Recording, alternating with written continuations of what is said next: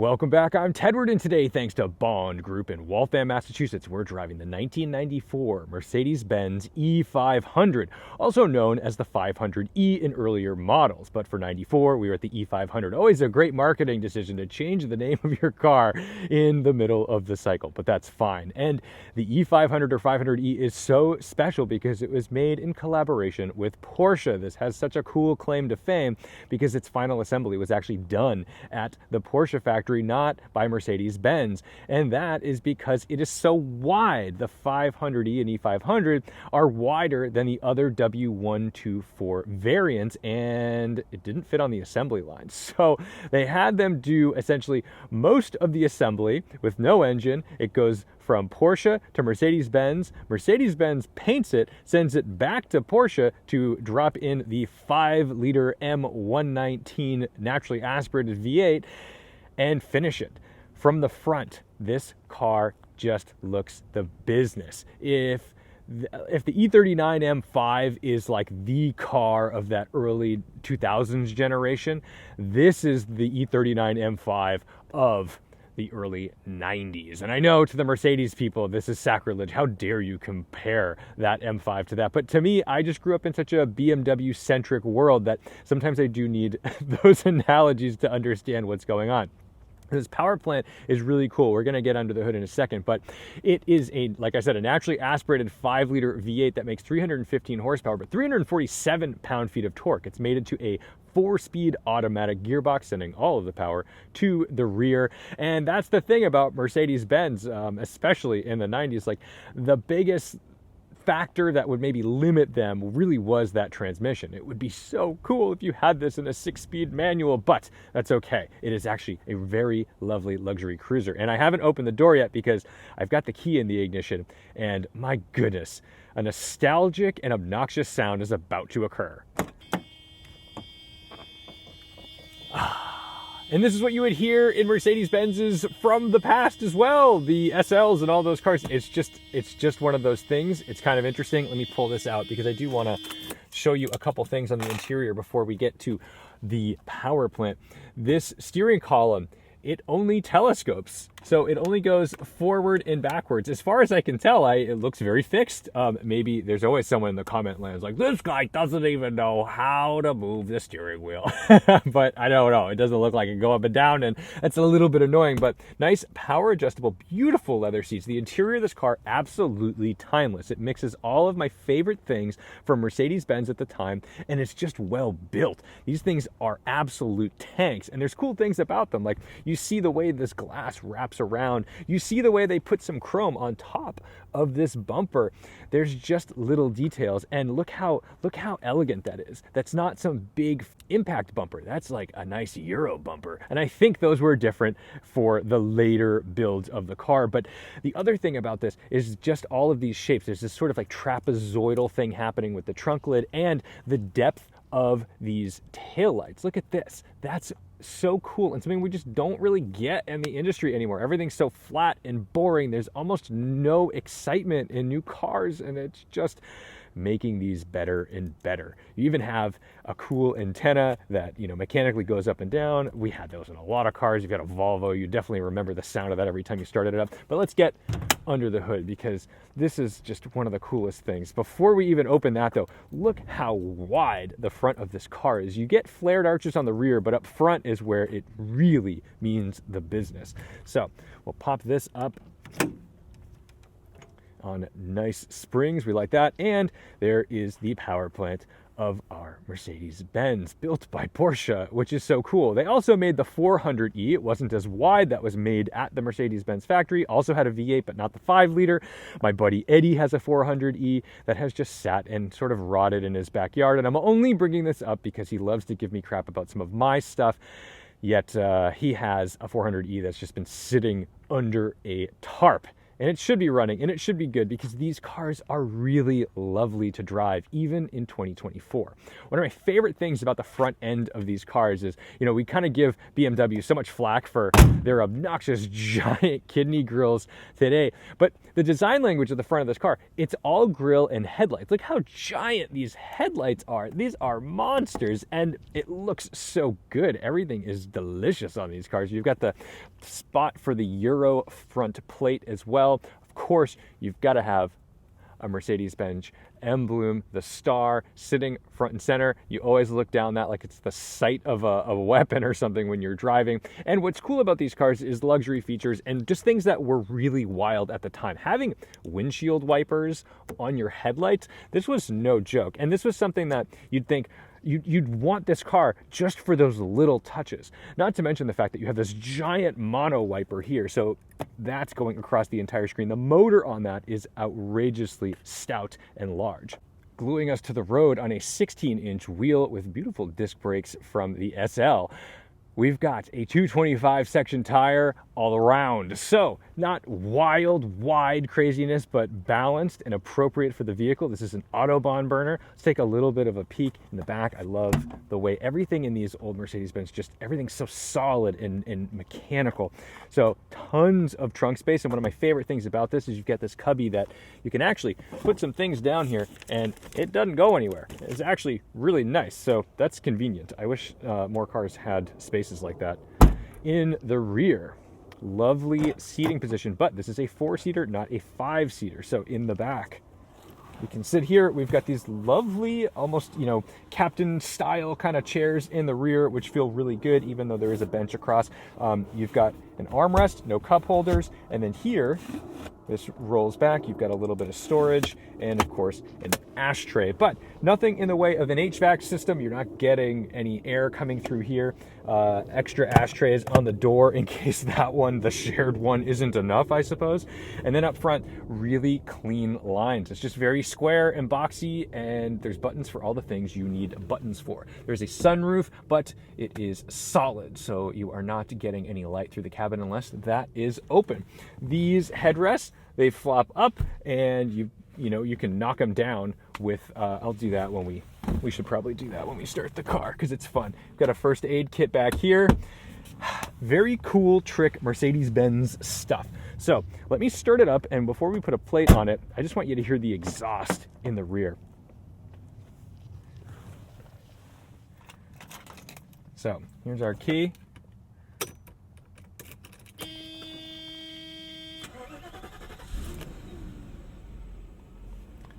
Really subtle, really quiet. But you get the sense that there's a lot of grunt from this thing. It's very torquey, and it makes it a joy to drive. And that's what feels luxurious about it. And you've just got this subtle little twin tip exhaust poking out from behind the bumper. Nary a sound. Very subtle, casual, not shouty. No one will know that you have a fast Autobahn burner unless you show them. So let's jump out there, get on the road, and enjoy the Porsche manufactured Mercedes-Benz E500 for what it is.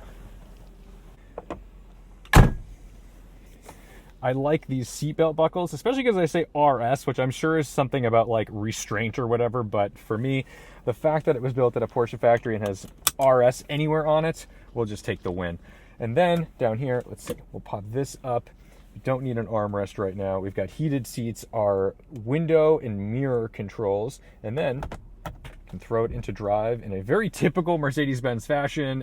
It's lunging forward. It's always pushing against you. If you release that brake, this thing wants to go. This isn't quite as ambitious as some of the SLs that I've driven in the past, but it is a thing. Let's see. We'll try to adjust this seat a little bit and get a better POV view. Nice, large, like very wide rear view mirror here, despite the fact that you've got these kind of like clunky, very small and differently shaped side mirrors. That side is square, that side is rectangular, very different. And then here, if you wanted to put your visors down, you've even got like this little visor that blocks the sun from above the rear view. So let's get out there.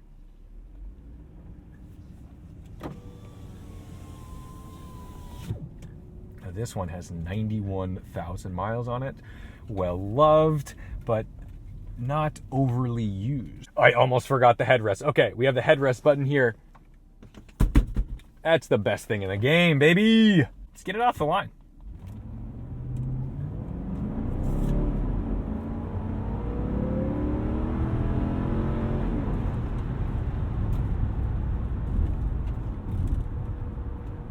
Beautiful, smooth power delivery. I believe it's doing the thing where it's starting off in second gear, because Mercedes always tries to be fancy and smooth.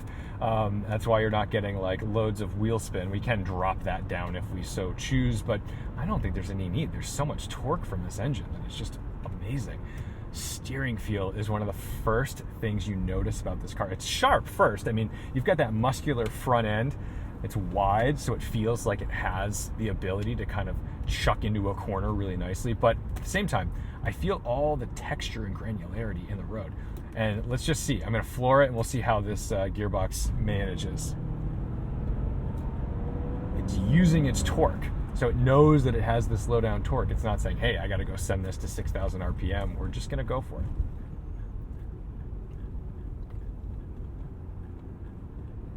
Oh, man. I know we're not doing anything crazy right now, but the way this steering weight's up makes me want to cry with joy. This is what I miss. This is what we need. This is why these cars are selling. That's why people pay big bucks for a nice example of one of these. This steering is better than the BMW that I have, frankly. Yeah, I mean, that's not too hard to do because an E39 M5 is a recirculating ball system, but it's worth saying.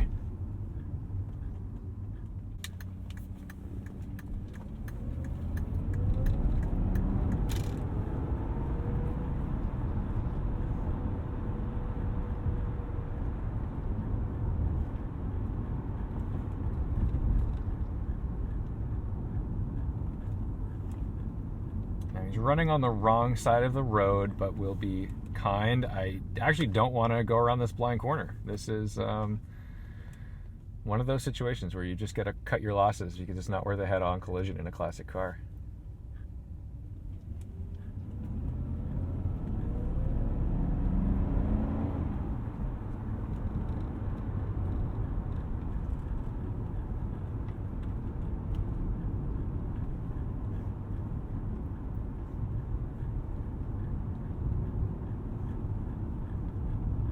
And this would have been like a mid-sized sedan at the time. It probably felt like a large-ish car. I mean, it's not an S-Class, but it's an E. This is such a perfect size vehicle. I feel like I can place it. I feel like I've got room to go between each side of the road to kind of pick my line.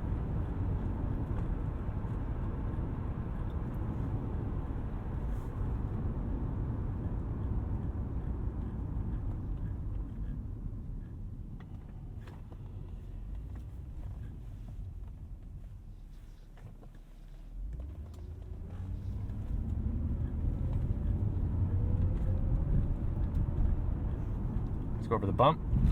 Oh, I mean, this suspension is superb. For 1994, this is mixing the sports sedan with luxury in an incredibly balanced way. The brakes feel positive. I've always got what I want when I go to the pedal. Got some sidewall on these tires, so I'm not afraid to hit some bumps.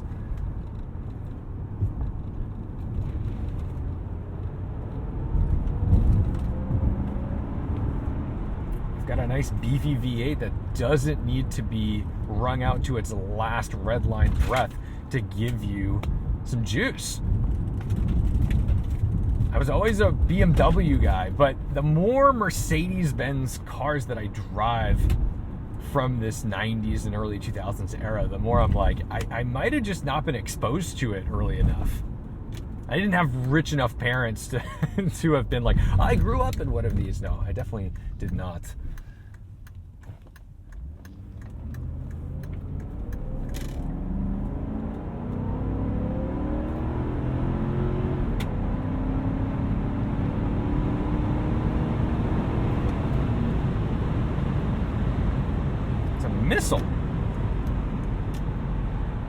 is fantastic.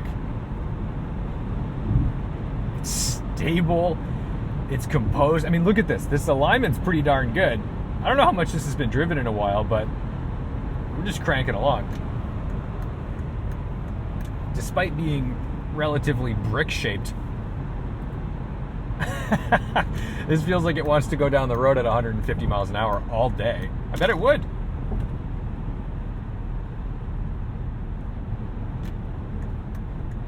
Get into these brakes a little bit. Ooh, nice and smooth. Oh, in period, this must have felt just incredible. There must have not been much on the road like it. And even today, I'm feeling that vibe.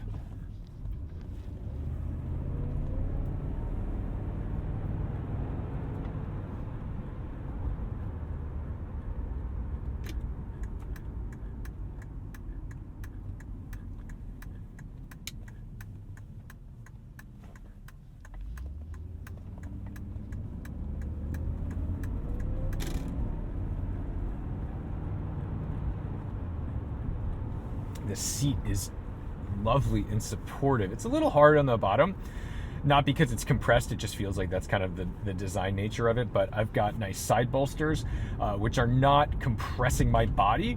I'm not sitting on top of them or anything. I'm a skinny dude, but I do feel like I sink really well into the car, and you can tell that these would have been extremely sporty seats for the time. Interesting. Where are you off to, buddy?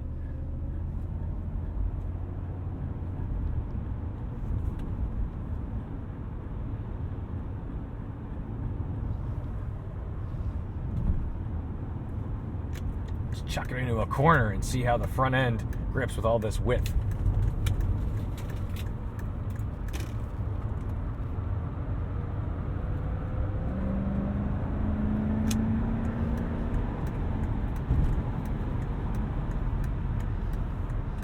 That is special.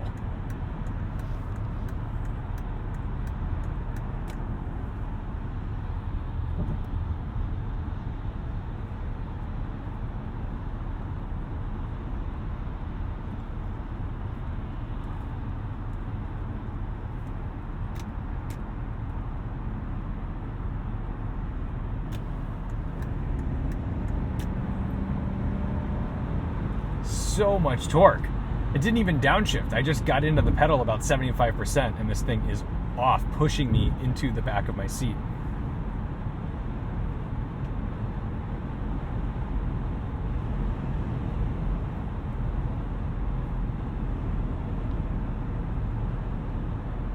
There are cars built today that completely overshadow any of the luxuries and excitement of what came before them. There are times when you drive a car, like you drive, I hate to do this, let's take a Ferrari Testarossa. It's a dream car. People write music about it. They talk about that as their dream car. But if you were actually to go out and drive it as a supercar today, yes, it's very supercar-ish just because it's a wild 12-cylinder, gated manual mid-engine thing and it looks outrageous, but it wouldn't really serve the purpose that a modern supercar would. Whereas this E500, to me, I think you could still comfortably drive this in 2024, given that you've maintained it properly, and get most of what you would get out of a current E-Class and probably enjoy it more because of its character and its more tactile nature. That's incredible. And when design is timeless, it's easy to look at a car and say, oh, that's still beautiful, even 30, 40 years later. It's amazing when handling characteristics feel timeless. That's exciting to me. And that, I think, is why these cars trade high, because it looks beautiful, it's got a great Porsche story behind it, but it also is a joy to pilot.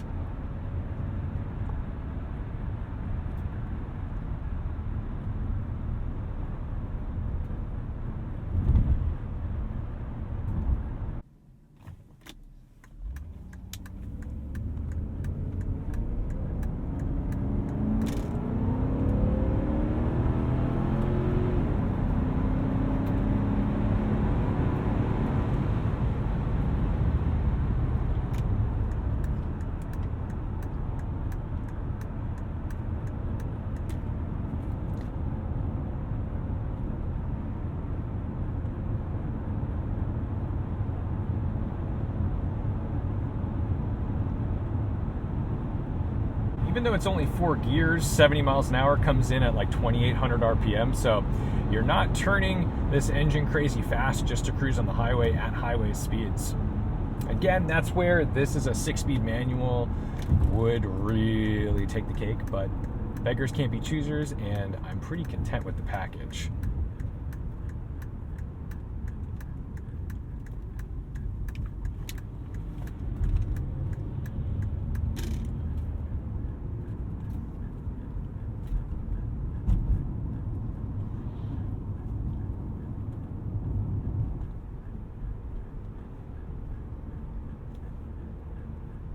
Cyclists wearing the correct color clothing, thank you. I know a lot of people aren't huge fans of cyclists, but we do need to share the road, and we don't want to go to jail for vehicular manslaughter. If you are a cyclist, though, or a runner, always good to wear very bright things. We're in a world of very distracted drivers, and luckily I'm not distracted because all I have is a radio. Very easy to use everything in this car, and I think a lot of manufacturers are going to start backpedaling some of their quote-unquote advances in technology where there's touchscreens for everything. It's not good, it's distracting, it's annoying, and I, for one, don't like it because I do get distracted. I don't want to be distracted. I'd rather just drive the vehicle.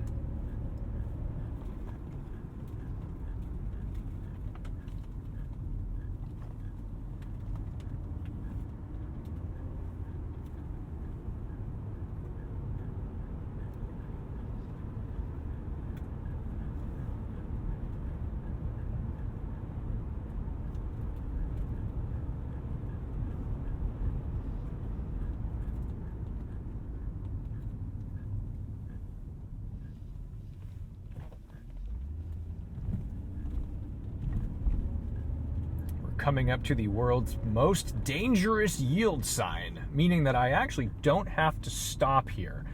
However, I genuinely can't tell what's going on back there until I get to it. And there we go. He's crawling along, so we're fine. But man, that's wild that you can just blast through that legally if you'd like.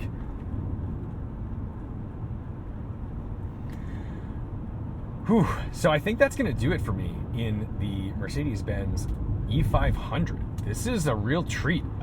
It's a bit of a hero car.